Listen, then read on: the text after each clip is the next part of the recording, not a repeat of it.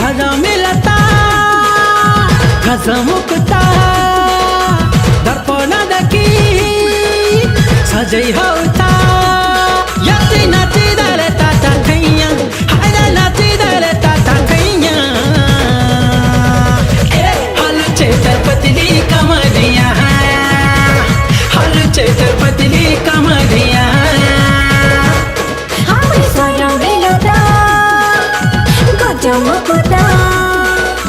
दर्पण देखी लगासी